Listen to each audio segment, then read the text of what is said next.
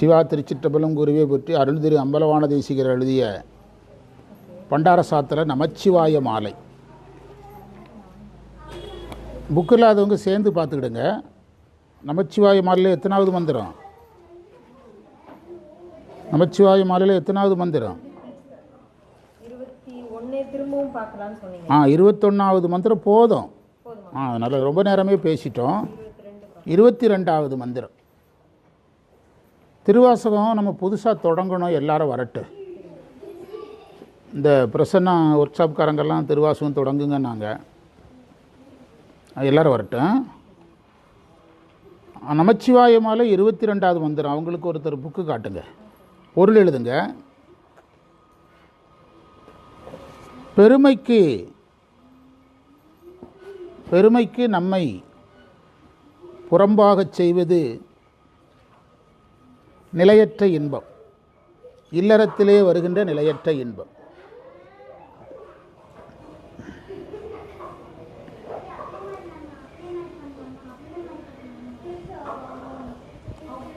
அதை இன்பம் என்று கருதுபவர்களுக்கு இறைவன் அந்நியமாகிறான்.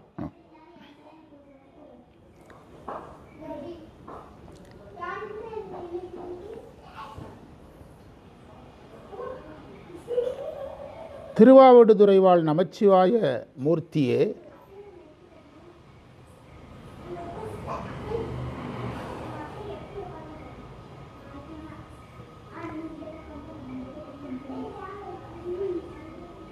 உனக்கு மனச்சார்பு இல்லை,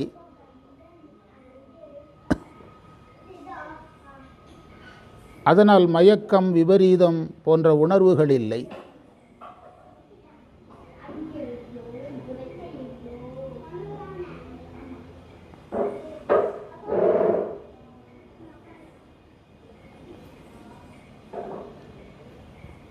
மலங்களுக்கு அப்பால் இருக்கின்ற அடியார்களை நான் சேர்வது என்று.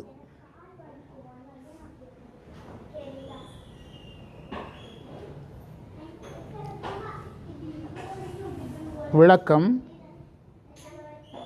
இல்லறம் இன்பம்னு இல்லறத்தில் இருக்கிற எல்லாருமே நினைக்கிறாங்க. இன்னைக்கு சோமவாரப்பட்டி வகுப்புலையும் இதை பற்றி பேசியிருக்கிறோம். எல்லாருமே நினைக்கிறாங்க. தொடங்கும்போது அது எல்லாருக்குமே மகிழ்ச்சியாக தான் இருக்குது. போக போக அது பந்தமாக மாறுது. மகிழ்ச்சியாக தொடங்கப்பட்ட இல்லறம் பந்தமாக மாறுது. சிலர் அதிலிருந்து வெளியேறுறாங்க, சிலர் அதில் வெளியேற முடியாமல் இருக்காங்க. அது லிஸ்ட்டு போட்டால் ஒரு 40 லிஸ்ட்டு வரும். சிலர் அதில் துன்பத்தில் இருக்கிறாங்க. நிறைய பேர் சமூகத்துக்கு பயந்து எதுக்குள்ளே இருப்பாங்க, ஃபேமிலிக்குள்ளே இருப்பாங்க. நிறைய பெரியவங்க சமூகத்துக்கு பயந்து இருப்பாங்க. ஒருத்தர் 60 வயசில் விவாகரத்து கேட்டாராம். அப்போ நீதிபதி கேட்டாராம், 30 வயசு 40 வயசு 25 வயசில் கேட்டால் நீதிமன்றம் கொடுக்கலாம். 60 உயிர் போகிற நேரத்தில் இன்னும் 10 வருஷம் இருக்கிறதே உறுதி கிடையாது, இதில் என்ன விவாகரத்து இந்த வயசில் வாங்கலைன்னா என்னன்னு கேட்டாராம். அவர் சொன்னாராம், கல்யாணம் ஆனதுலேருந்து இந்த அம்மா எதையாவது மூஞ்சிக்கு நேரம் தூக்கி வீசும், பூரி கட்டையை கண்டதெல்லாம் வீசும். கண் பார்வை நல்லா இருந்தது, கேட்ச் பண்ணி தப்பிச்சுக்கிட்டு இருந்தேன். இப்போ கண் பார்வை போயிட்டு அதனால தான் கேட்குறேன் அப்படின்னாராம். அப்போ அவர் வேறு வழி இல்லாமல் தான் வாங்குறாரு. இப்படி ஒரு 100கணக்கான வகை. நீங்கள் குடும்பங்கிறதுக்கு சரியான டெஃபினிஷன் சமுதாயத்திற்கு பயந்து வாழ்வது, அவ்வளோதான். சமுதாயத்திற்கு பயந்து வாழ்வது. கணவன் கோபக்காரராக மனைவி மறைக்கிறாங்க, மனைவி கோபக்காரங்களாக கணவன் மறைக்கிறாரு, அப்பா கோபக்காரராக அம்மா மறைக்குது. இப்படியே மறைத்து தான் எது நடக்குது? குடும்பம் நடக்குது. மகன் தப்பு செய்கிறானா, வெளியே தப்பு செய்கிறான்னு சொல்ல முடியல, பையன் அப்படிலாம் ஒன்றும் கிடையாது அப்படின்னு சொல்கிறோம். இப்படியே குடும்பம்னாலே என்னது தான்? மறைத்து வாழ்தல் தான். எதற்கு பயந்து? பெரிய பணக்கார குடும்பங்களில் பெரியவங்க மனைவி இல்லாமல் வாழ்கிறாங்க. பெரியவங்க மனைவி இறந்துடுறாங்க, வயசானவங்க, பல கோடிக்கு அதிபதியாக இருக்கிறாங்க. வேலைக்காரி போட்டு சாப்பிட்டா குடும்பமானம் போயிடும். மனைவி இல்லை, மருமக அவமதிக்குது, வெளியே சொல்ல முடியாது. இப்படி நிறைய கோடீஸ்வரர்கள் இருக்காங்க, வெளியே யாருக்கும் தெரியாது. அவங்க ஏசி ரூம் போட்டு லாட்ஜில் போய் இருந்தோம்னா குடும்பமானம் போயிடும். இப்படி சமுதாயத்துக்கு பயந்து வெளியே பார்க்குறதுக்கு மகிழ்ச்சி மாதிரி தெரியுது, உள்ளே என்னது? துன்பத்தின் கூடமாக தான் எது இருக்குது?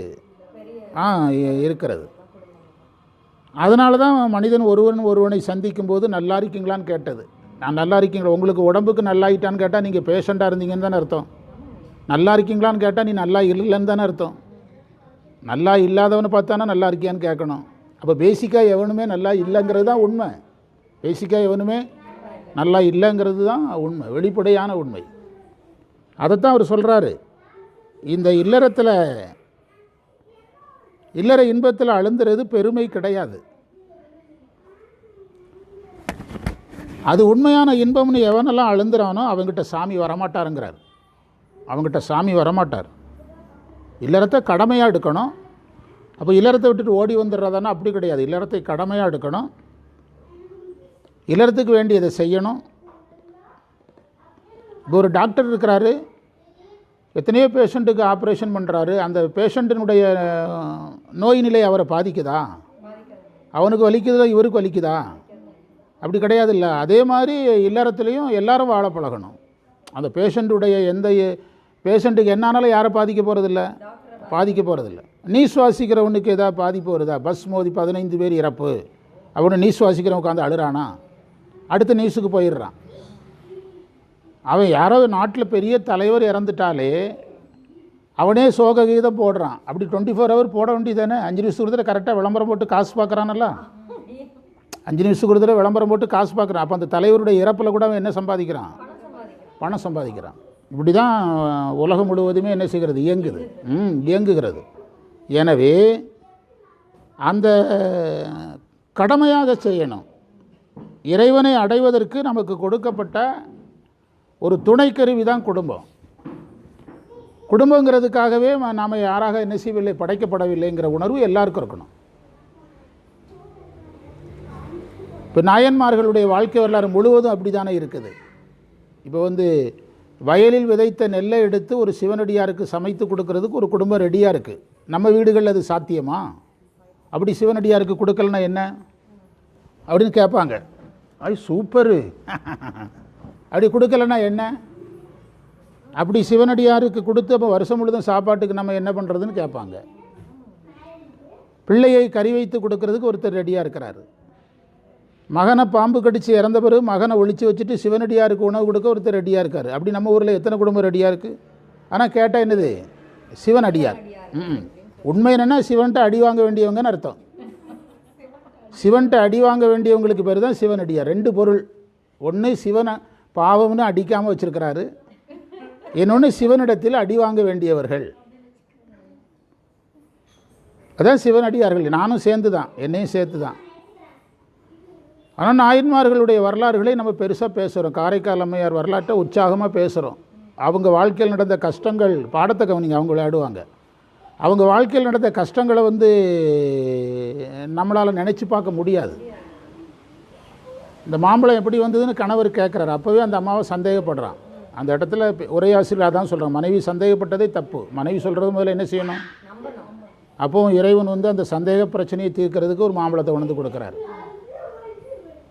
பிறகு இவன் வர்றான், ஒரு சிவனடியாருக்கு மாம்பழம் கொடுத்துட்டேன் அப்படின்னா நம்பலை இவன். பிறகு இவன் ஒரு மாம்பழத்தை வாங்கி திங்கிறான், 2வது வாங்கி திங்கிறான். மனைவி கிட்ட ஒரு வார்த்தை கூட நீங்கள் மாம்பழம் சாப்பிட்டீங்களா என்ன செய்யலை, கேட்கல. காரைக்கால் அம்மையார் கணவனே இப்படி தான் இருக்கிறான். அப்போ சராசரி குடும்பங்களில் ஆம்பளைகள் எப்படி இருப்பாங்க, பொம்பளைகள் எப்படி இருப்பாங்க, குடும்பங்கள் எப்படி இருப்பாங்கன்னு பார்த்தா இதுதான் லட்சணம். அதனால தான் சைவம் குடும்பத்தை எதாக எடுத்துக்க, இறைவனை அடைவதற்கான ஒரு துணை கருவி தான். இதற்காகவே நாம் படைக்கப்பட்டோம் என்று என்ன செய்யக்கூடாது, நினைக்கக்கூடாது. நினைச்சோம்னா நீங்கள் சாமியை அடைய முடியாது அப்படின்னு தன்னுடைய குரு இடத்துல சொல்கிறாரு. இறைவனுக்கு மலங்கள் கிடையாது. அப்போ நமக்கு என்ன போகணும்? மலங்கள் போகணும். அடுத்து சொல்கிறாரு, இதெல்லாம் இல்லாத அடியார்கள் கூட நான் என்னைக்கு சேருவேங்கிறார். இல்லற கடமைகளை செய்து கொண்டு இல்லறத்தில் அழுந்தாமல் இருக்கிறதுக்கு ஒரே வழி சிவனடியார்கள் கூட இருக்கணும். இப்போ காலையில் நம்ம சோமவாரப்பட்டியில் போய் ஒரு கோயிலில் உட்காந்து பாட்டெல்லாம் எப்படி வருது? எனக்கு சாதாரண நாளில் வராத பாட்டு எப்படி ஒலிக்குது? தனியாக இருந்தால் அந்த பாட்டு வரமாட்டேங்குது. இதே மாதிரி இடங்களில் படித்தா வரமாட்டேங்குது, அங்கே வருது. ஏன்னா அந்த கூட்டத்தை பார்த்த உடனே அந்த அருள் அதில் இருக்குன்னு அர்த்தம். எவ்வளவு உற்சாகமாக அந்த பாடல்கள் வருது. அது அடியார்கள் கூட இருக்கும்போது நம்மை நாமே அது நிசி மாற்றும். அதான் அவர் கேட்குறாரு, குடும்பத்தோடு நான் இருந்தது போதும், நான் என்னுடைய குடும்பம் மலங்களோடு இருக்குது, மலங்கள் உனக்கு இல்லை, மலம் இல்லாத உன் அடியார் இடத்துல காட்டு. 3 யூனியன் காட்டுறாரு. ஒரு யூனிட்டு ஃபேமிலி, அது பந்தப்படுத்துது. இன்னொரு யூனிட்டு நீ பந்தம் இல்லாதவன். 3வது யூனிட்டு உன்ன மாதிரியே பந்தம் இல்லாதவங்க. ஆமாம், என்ன எங்கே சேர்த்துரு? குடும்பத்தோடு சேருன்னு கேட்கல, ஏற்கனவே அங்கே தானே இருக்கோம். கேட்குறதுக்கு என்ன இருக்குது? ஏற்கனவே ஜெயிலில் தான் இருக்குது அந்த உயிர், ஏன் அடியார் கூட சேருன்னு கேட்குறார். மந்திரத்தை படித்து பாருங்கள், அந்த 22வது மந்திரத்தை படித்து பாருங்கள். பண்டார சாத்திரம் யாராவது 2 வச்சுருக்கீங்களா? இருந்தால் அவங்களுக்கு ஒரு புக்கு பார்த்து கொடுக்கலாம், அதை அவங்கள்ட்ட கொடுத்துருங்க. இதை நீங்கள் 2 சேர்ந்து பாருங்கள். கோணுக்கயலாய் குறிப்பானி தீயமல நாணுக்கயலாரை நண்ணுவிப்பது என்னாலோ, நாணுக்கயலாரை நண்ணுவிப்பது என்னாலோங்கிறத அடியாரோடு சேர்ப்பது என்று அர்த்தம். மாணுக்கயலார்க்கும் ஆதரின்பம் சேரும் மக்கள். மாதரின்பம், மாதரின்பத்தை தான் சொல்கிறாங்கன்னா அது நான் ஒரு 100கணக்கான முறை சொல்லிட்டேன். பெண் மேலே சொல்லுவாங்க. உண்மை என்னென்னா 2 பேரும் ஒருவருக்கொருவர் பந்தம். இன்னும் சொல்லப்போனால் மனைவியை பந்தப்படுத்தினதே கணவன் தான். அந்த அம்மாவா இவனுக்கு தாலி கட்டிச்சுது, இவன் தானே அந்த அம்மாவுக்கு தாலி கட்டினான். சும்மா இருந்த பெண்ணை பந்தப்படுத்தினதே யார் தான்? ஆண்மகன் தான். பெண் இயல்பாகவே பந்தம் இல்லாமல் வாழ தெரிஞ்சவங்க. பெண்ணை பந்தப்படுத்தி தான். இப்போ நீங்கள் பிற மதங்கள், கிறிஸ்தவ மதத்தில் சிஸ்டராக யாரை எடுக்கிறாங்க? சகோதரர்கள் ஏன் எடுக்கலை? சகோதரர்களாக வாழ வைக்க முடியாது, ஆனால் சிஸ்டரை வாழ வைக்க, சிஸ்டராக வாழ அவங்க தயாராக இருப்பாங்க. அவன் பெண் துறவியை தான் ஊக்கப்படுத்துகிறான். எதில்? ஏன்னா அது ஈஸி. அப்போ அடிப்படையில் பெண் துறவாக இருக்க ரெடி. இவன் பந்தப்படுறதுக்கு அந்த அம்மாவையும் சேர்ந்து பந்தப்படுத்தி கடைசியில் பழியை யார் மேலே போடுது? சமுதாயம். புரியுதா உங்களுக்கு? சமுதாயம் பெண் மேலே போடுது. நீங்கள் ஆர்சி கிறிஸ்டியில் எடுத்திங்கன்னா ஒரு பாதிரியார் இருப்பார், 100 சிஸ்டர் இருப்பாங்க. பள்ளிக்கூடம் அங்கே எங்கே சர்ச்சு நிர்வாகம் அது இது, அவங்க எல்லாருமே அந்த துறவில் தெளிவாக இருக்கிறாங்கல்ல. அப்போ அவன் வெளிநாட்டுக்காரன் என்ன சொல்கிறான்? துறவுக்கு ஏற்றவர்கள் ஆண்களை விட யார் பெஸ்ட்டுங்கிறான்? ஈஸி. அவங்க பெண்ணுக்கு என்ன குணம்னா, ஒன்றை எடுத்து அதில் வெறியாக அனுப்பாங்க. அது நல்லதாக இருந்தாலும் கெட்டதாக இருந்தாலும். எங்கள் வாத்தியார் சொல்லுவார், இன்றைக்கி சாயங்காலம் சினிமாவுக்கு போகலாம் அப்படின்னு மகன்கிட்ட சொல்லிவிட்டு சினிமாவுக்கு போகலைன்னா பரவாயில்லப்பான்னு சொல்லுவான். அதே மகட்ட சொன்னால் முடியாது சார், நீ எதுக்கு சொன்ன, உன்ட்ட நான் கேட்டேனா? நீ சினிமாவுக்கு போகிறங்கிறத நான் 2 மணி 3 மணி 4 மணி ரெடியாகி நான் எல்லாம் ரெடியாகி இருக்கிற நேரத்தில் நீ கேன்சல் பண்ணுற, இது என்ன பழக்கம்னு சண்டைக்கு வரோம் அப்படிம்பார். லேடிஸ் கேரக்டருக்கும் ஜென்ஸ் கேரக்டருக்கும் இதான் வித்தியாசம். ஜென்ஸ் டக்குன்னு தூக்கி வீசிட்டு போயிடுவாங்க, லேடிஸ் செய்ய மாட்டாங்க. எதை எடுத்தாங்களோ அதில் அழுந்துவாங்க. ஒரு வயசானவர் ஒருத்தர் இறந்துட்டாருன்னா எந்த ஆம்பளையாவது போய் அழுறானா?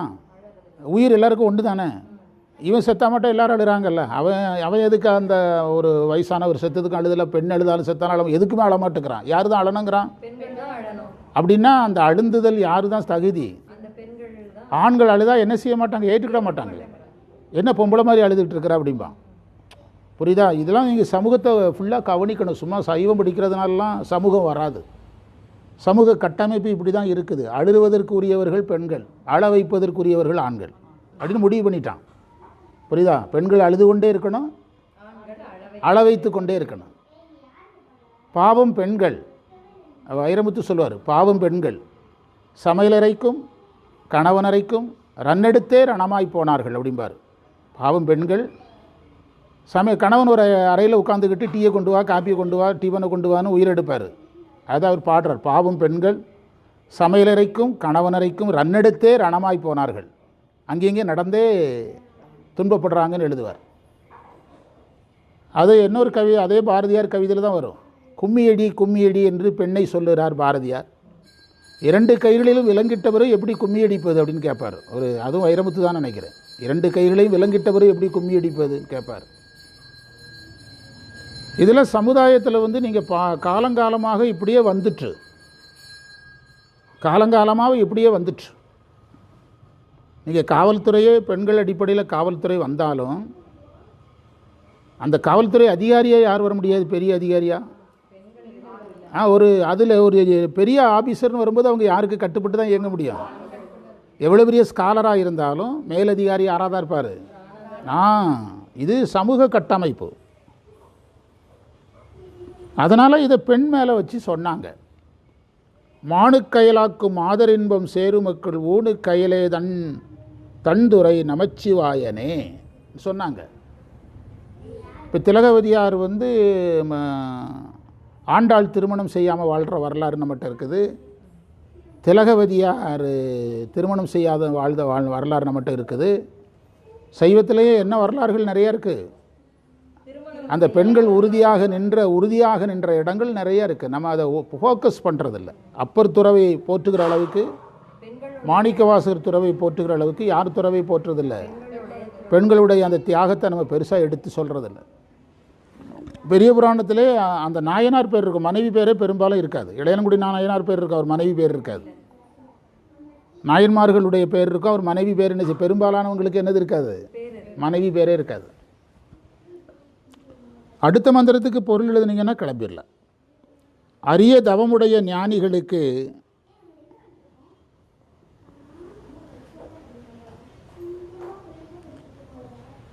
தீமைகள் நீங்க நீ குருவாக வருகிறாய். இனி வர்ற பகுதி வித்தியாசமாக இருக்கும், கொஞ்சம் ஆழமாக இருக்கும்.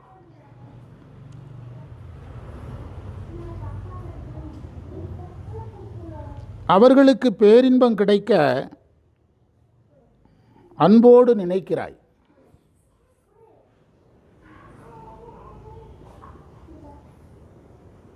திருவாவடுதுறை வாழ் நமச்சிவாய குருவே. இந்த பகுதி வித்தியாசமாக இருக்கும்.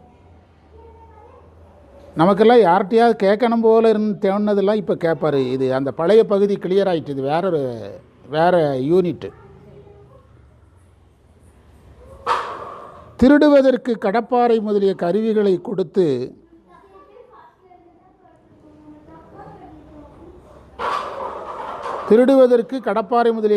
அவன் எடுக்கும்போது யார் கூட இருக்கா? அதுதான் கேட்குறாரு. கடப்பாறையை கொடுத்தது நீதானன்னு கேட்குறாரு. கடப்பாறையை திருடுவதற்கு கடப்பாறையை கொடுத்து, அவன் திருடும்போது இறைவன் அவர் கூட அத்விதமாக தானே இருந்தார். அவன் திருடும்போது அவன் கூடவே நீங்களும் இருந்து திருட வச்சிங்க அப்படிங்கிறாரு. திருட வச்சிங்க.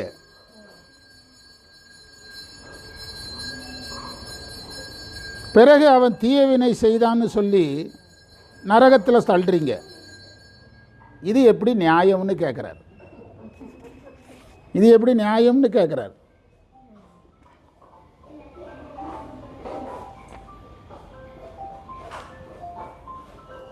விளக்கம்: திருடுவோருக்கு கருவி இறைவன் அருளால் கிடைக்கிறது.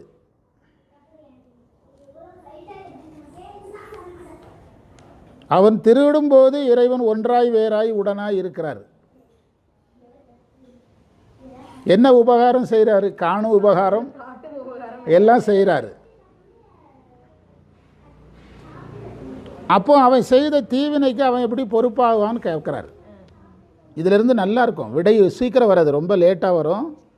இது ஏண்டா நம்ம படிக்க ஆரம்பிச்சோங்கிறது இனிதான் புரிய ஆரம்பிக்கும். நமச்சிவாய் மேலே அவ்வளோ சூப்பராக இருக்கும். அந்த தீவினைக்கு அவன் எப்படி பொறுப்பாகுவான்? நரக தண்டனை கொடுக்கறது எப்படி பொருந்தும்? இப்படி 10 பாடல்களில் கேட்பார்.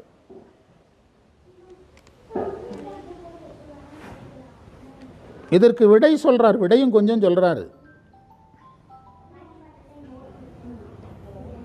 விடை சொல்கிறார். திருட வேண்டும் என்ற எண்ணத்தை இறைவன் தரல. அவன்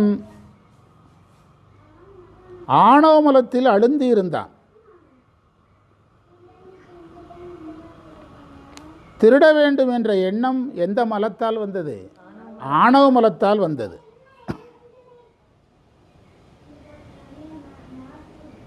அந்த எண்ணத்தின்படி செலுத்த வேண்டியது யார் கடமை? இறைவனுடைய கடமை. ஒரு அரசாங்கம் இருக்குது. நான் படிக்கணும்னு சொல்கிறான். பள்ளிக்கூடத்துக்கு போகணுங்கிறான், அரசாங்கம் ஸ்கூல் கட்டி கொடுக்குது. நான் காலேஜுக்கு போகணுங்கிறான், அரசாங்கம் காலேஜ் கட்டி கொடுக்குது. நான் வேலைக்கு போகணுங்கிறான், கம்பெனியை கட்டி கொடுக்குது.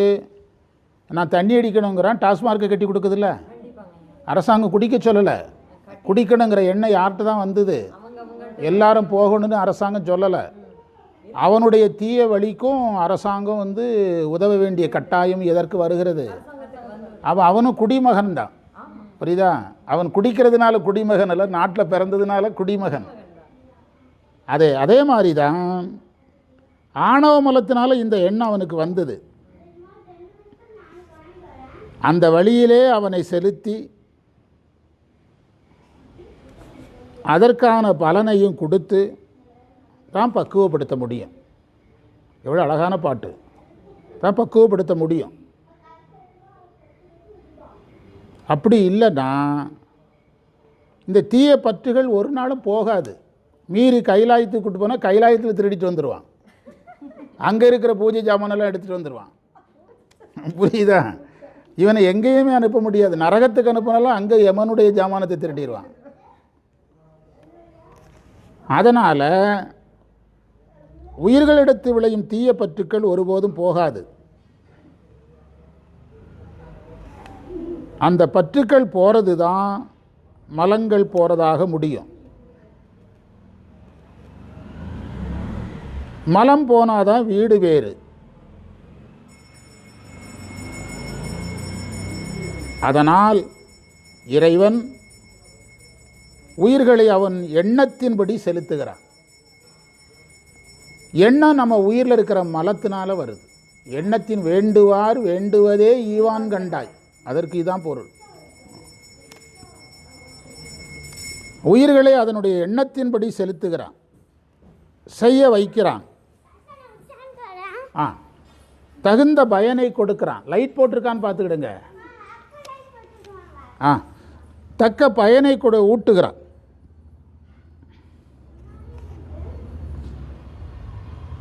உலகுடை நாயனார் களிநெடில்னு ஒரு நூல் இருக்குது. அதில் 8வது பாட்டில் குணவெளி நடவார் குணவெளி நடந்து குணத்தினை மாற்றுவார் போல. குணவெளி நடவார் குணவெளி நடந்து குணத்தினை மாற்றுவார் போல. குணவெளி நடவார் குணவெளி நடந்து குணத்தினை மாற்றுவார் போல. இப்போ நம்ம அப்பாவுக்கே ஒரு கெட்ட பழக்கம் வந்துட்டுனா நீங்கள் என்ன செய்ய முடியும்? அவர் குணவெளி நடக்கலை, அப்போ அவர் போக்கிலே போய் தான் அவர் என்ன செய்ய முடியும்? மாற்ற முடியும், அப்பாவாக இருந்தாலும். நம்ம பையனே ஒரு கெட்ட பழக்கத்தை பழகிட்டு வந்துடுறான் அப்படின்னா அவரை நம்ம டக்குன்னு என்ன செய்ய முடியாது, அதுலேருந்து மீட்ட முடியாது. அவனுடைய போக்கிலே போய் தான் என்ன செய்ய முடியும்? குணவழி நடவார் குணவழி நடந்து, அவங்க ரூட்லேயே போய் தான் திருப்ப முடியும். நீங்கள் நேரடியாக என்ன செய்ய முடியாது, திருப்ப முடியாது. ராமகிருஷ்ண பரமஹம்சர்கிட்ட ஒருத்தன் சொல்கிறான், நான் உங்களுக்கு சீடர் ஆகிறேன். சும்மா ரோட்டில் நடந்து போய்ட்டுருக்காரு, ஒருத்தன் திடீர்னு வந்து நான் அவங்க சீடர் ஆகிறேங்கிறான். ஆய்க்கு அதனால் என்ன அப்படின்னாராம், கெட்ட பழக்கங்களில் எத்தனை வகை உண்டோ அத்தனை வகையும் என்கிட்ட இருக்குன்னாராம். அப்படியே கண்டினியூ பண்ணு, எதையும் நிறுத்தாத. ஆனால் எந்த கெட்ட பழக்கத்தில் ஈடுபடும் போது என்ன நினச்சிக்கன்னாராம். அவனால் என்ன செய்ய முடியல, அந்த கெட்ட பழக்கத்தை கண்டினியூ பண்ண முடியாமல் ஒரு கட்டத்தில் அதை விட்டுறான். அப்படி தான் போக முடியும். விட்டுரு அப்படின்னா ஓவராக பண்ணுவான். விட்டுரு அப்படின்னா அந்த தீய பழக்கங்கள் அதிகமாக வரும். எல்லா பெரியவங்க எல்லாருமே அந்த ரூட்டில் போய் தான், ஆமாம், ரூட்டில் போய் தான் திருப்ப முடியும். இப்போ சுந்தரரே வந்து இறைவன்கிட்ட தானே போய் எனக்கு பறவையாரை கல்யாணம் பண்ணுவீங்கன்னு கேட்குறாரு, சங்கிலியாரை கல்யாணம் பண்ணுவீங்கன்னு கேட்குறாரு. அது அது அருள்நிலை. நம்ம பேசியிருக்கிறது பந்த நிலை, அது அருள்நிலை. அருள்நிலையிலேயே இப்படி கதைகள் இருக்குது.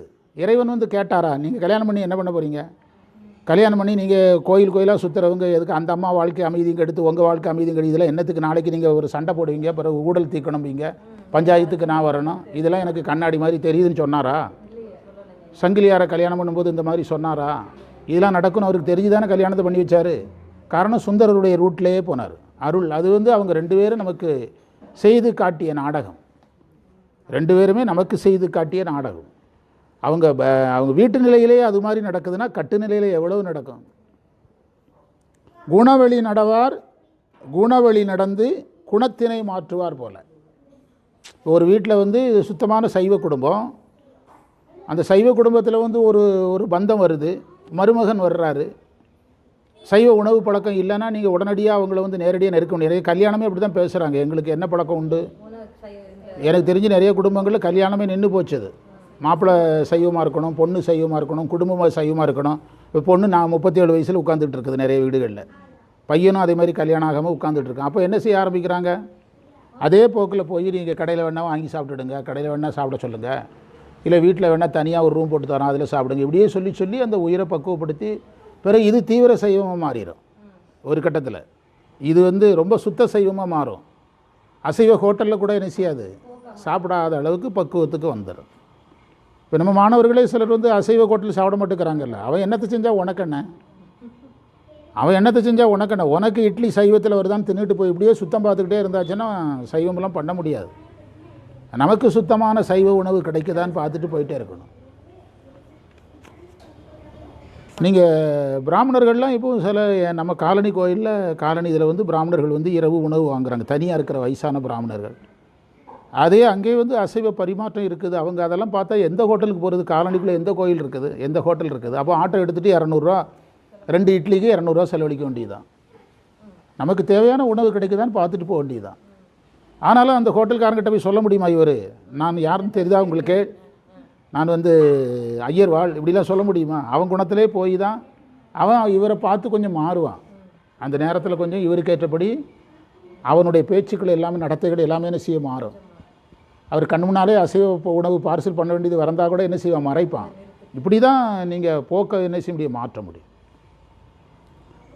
குணவழி நடவார் குணவழி நடந்து குணத்தினை மாற்றுவார் போல என்னும் உலகுடை நாயனார் களிநெடிலும் குணவெளி விட்டு திருத்தி என் கோதகற்றி என்னும் முத்தி பஞ்சாக்கர தேசிகர் மாலை. முத்தி பஞ்சாக்கர தேசிகர் மாலைன்னு ஒரு நூல் இருக்குது. அதில் குணவெளி விட்டு திருத்தின்னு இருக்குது. குணவெளி விட்டு திருத்தி, குணவெளி விட்டு தான் திருத்த முடியும். ஆடுற மாட்டை, ஆமாம், மாட்டுக்கு பாட்டு பிடிக்கும்னா பாடணும், மாட்டுக்கு ஆட்டம் பிடிக்கணும்னா ஆடணும். மாட்டுக்கு ரெண்டுமே பிடிக்காது. இது ஒரு வகையான ஒரு சிந்தனை. அந்த மாட்டுக்கு ஏற்றபடி நம்ம மாறணும். இப்போ நீங்கள் மாமியார் பால் கறக்குது அப்படின்னா, மாமியார் வீட்டில் இல்லை அப்படின்னா மருமக பால் கறக்க போச்சுதுன்னா மாமியார் சேலையை கட்டிட்டு போனால் பால் கொடுக்கும், அந்த மருமகள் சேலையை கட்டிட்டு போனால் கொடுக்காது. அந்த ஸ்மெல்லில் கண்டுபிடிச்சிடும். மாட்டுக்கு உருவம்லாம் தெரியாது, ஆனால் ஸ்மெல் தான் தெரியும். அந்த மாமியார் சேலையை கட்டிட்டு போச்சுதுன்னா பால் கொடுத்துரும், ஆனால் அதோடைய சேலையை கட்டிட்டு போனால் பால் கொடுக்காது. அந்த மாட்டுக்கு கூட தன்னை இதுதான் ஆடுற மாடு பாடுற மாடுலாம், மாட்டுக்கு பாட்டம் பிடிக்காது. அப்போ தான் மாட்டுக்கு நல்லா டான்ஸ் ஓட்டலாம் அவன். அதை குணவெளி விட்டு திருத்தி என்று பஞ்சாக்கர தேசிக மாலையும் சொல்லுது. அதாவது 10 மந்திரத்தில் இந்த கேள்வி வந்துக்கிட்டே இருக்கும். 10க்கும் நாம் அந்த விடையை சொல்லிக்கிட்டே இருக்கணும். சூப்பர் மந்திரம்.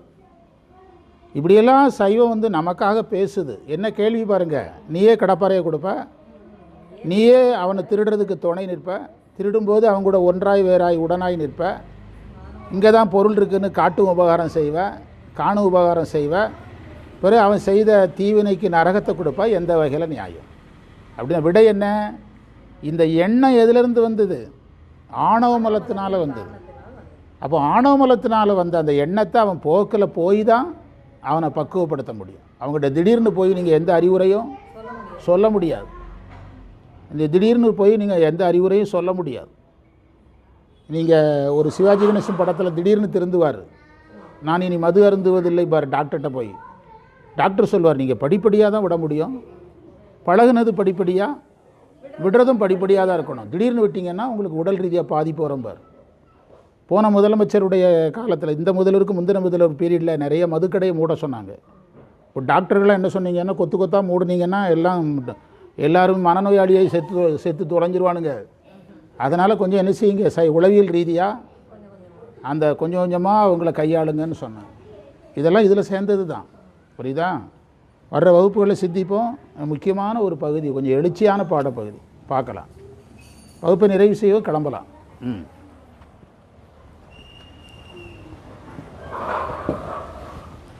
இந்த டம்ளர் எங்கே உள்ளது?